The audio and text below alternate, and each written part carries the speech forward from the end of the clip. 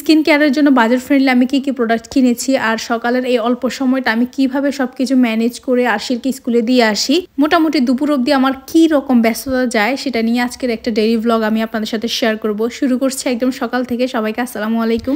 বাইরে আলো ফোটার আগে আমি সবসময় কিচেনে চলে যাই, কারণ আমি জানি এই সময়টা আমার জন্য খুবই লিমিটেড। কারণ আমার বাচ্চাকে রেডি করাতে হবে, ব্রাশ করাতে হবে, ওর জন্য খাবার বানাতে হবে, আবার আমার হাজবেন্ড কাজে চলে যাবে। এই সময়ের ভিতরে 1 ঘন্টা আমার মনে হয় যে আমি নিঃশ্বাস ফালানোর মতো সময় পাচ্ছি না।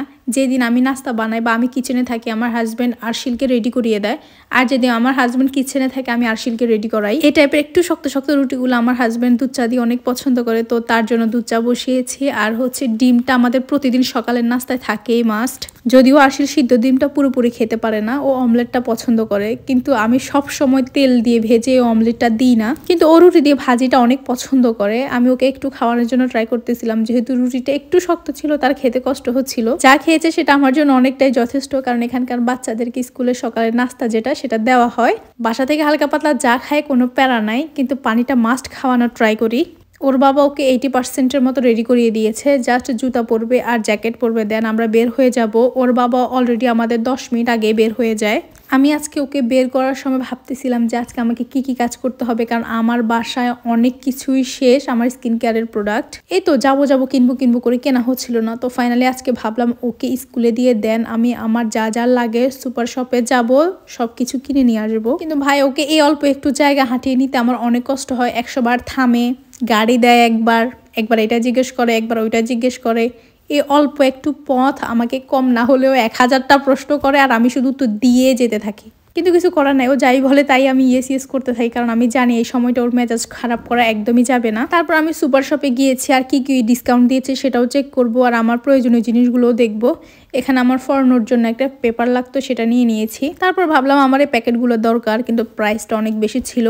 পরে চিন্তা করলাম না, সেই নিয়ে অর্ডার দিয়ে দিব ব্যাস। এরপর আমার সাবান লাগতো, কিন্তু গিয়ে দেখি নাই। এটা আমার সাথে শুধু একবার না কয়েকবার হয়েছে, আমি জানি না কেন। তিগতাতে যতবারই যাই আমি ডাব সাবান নিতে যাব, তখনই থাকে না। আমি বসে ভাবতেছিলাম এটা আবার কেমন মিরাক্কেল হয় আমার সাথে প্রতিদিন। ডাবের শাওয়ার জেলগুলো অনেক ভালো, ফ্লেভারও অনেক ভালো লাগে আমার, কিন্তু কথা হচ্ছে এটা অনেক বেশি ড্রাই করে ফেলে। আমি কয়েকটা ফ্লেভারই কয়েকবার ট্রাই করেছি, কিন্তু কেন জানি না এটা আমার স্কিন অনেক বেশি ড্রাই করে ফেলে।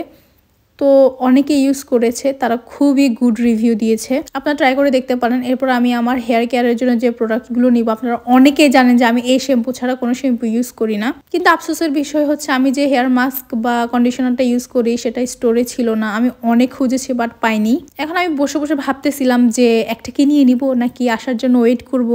পরে না, এত কিছু না ভেবে হেয়ারের ধরন অনুযায়ী আরেকটা ট্রাই করি, এটাই ভাবলাম। তারপরে এই যে 4-in-1 এইটা আমি নিয়েছি। এটা হচ্ছে শ্যাম্পু, মাস্ক, কন্ডিশনার, মানে সব টাইপের ইউজ করা যাবে। আমি একবার মাত্র ইউজ করেছি, এখনো এটা বুঝতেছি না আমার হেয়ারের জন্য ভালো কি খারাপ। আরও একবার ইউজ করার পরে বুঝতে পারবো। আমি আপনাদেরকে হয়তো রিভিউ পরে দিতে পারবো, যদি কেউ জানতে চান তাহলেই দিব।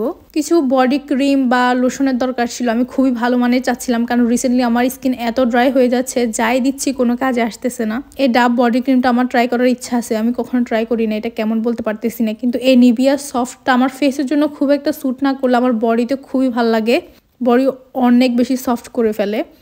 তো আরশিলের স্কিনের জন্য কিছু একটা খুঁজতেছিলাম, আমি চাচ্ছিলাম ওর ফেসের জন্য বিশেষ করে, তো এটা নিয়ে নিয়েছি। এই ক্রিমটা আরশিল আরও আগেও কয়েকবার ইউজ করেছে, আমার এটা ভালোই লাগে, খুব একটা স্টিকি ভাব করে না। তো ভিটামিন সি এর একটা লোশন দেখতেছিলাম। এই লোশনগুলোর ডিটেলস না আমি আপনাদেরকে শর্ট করে কোনো একটা ভিডিওতে বলে দিব যে উপকার কেমন বা কেমনটা কোন স্কিনে ইউজ করতে পারেন। এখানে বলতে গেলে অনেক বেশি ব্লগটা লম্বা হয়ে যাবে, যদি কারো জানার ইচ্ছে থাকে, যারা নতুন ইতালিতে আসছেন তারা আমাকে মেসেজ বা কমেন্ট করতে পারেন, আমি ইনশাল্লাহ শর্ট ভিডিও দিয়ে আপনাদেরকে জানিয়ে দিব। নিভিয়ার যে ক্রিমটা নিয়েছি সেটা ডিসকাউন্ট চলতেছিল, আর এটা নতুন বের হয়েছে, এটা খুবই ভালো। এটা নিয়ে আরও একটা শর্ট ভিডিও আপনাদের সাথে আমি মাস্ট শেয়ার করব, কারণ এটা এত ভালো লাগছে যে শেয়ার করতেই হবে আপনাদের সাথে। আমি চাচ্ছিলাম আমার স্কিনে আমি সবকিছু ভিটামিন সি ইউজ করব, সেই অনুযায়ী নিয়ে নিয়েছি। আগে যদিও স্যুট করতো না, বাট এখন খুবই ভালো লাগে। পথে আমার ফ্রেন্ডের সাথে দেখা হয়ে গিয়েছে, তার সাথে গল্প করতেই অনেকটা পথ আসলাম। তারপর সে আমাকে বলতেছে চলো একটু বাঙালি দোকানে যাই, কেমন সবজি আসছে না আসছে একটু দেখে আসি। তো দুইজনে গল্প করতে চিন্তা করলাম আচ্ছা যাই, গিয়ে দেখি কি অবস্থা। দেন ওখান থেকে আমরা দুইজনে টুকটাক সবজি যা নেওয়ার দরকার নিয়ে নিয়েছি। যদিও এখানে আসার মতো আমার প্ল্যান ছিল না, কিন্তু ও আসতেছিল আর পথে এটা পড়তেছিল, তো চিন্তা করলাম না একটু উকি দিয়ে দেখি, যদি কিছু ভালো লাগে নিয়ে নিব। পেয়ারা তো আমার অনেক পছন্দের, একটা পেয়ারাও নিয়ে নিয়েছি। এবার ভাবতেছি অনেক জিনিস হয়ে গিয়েছে, আমি বাসার আশেপাশেই ছিলাম, বাসায় জিনিসগুলো রেখে দেন আরশিলকে আনতে যাব।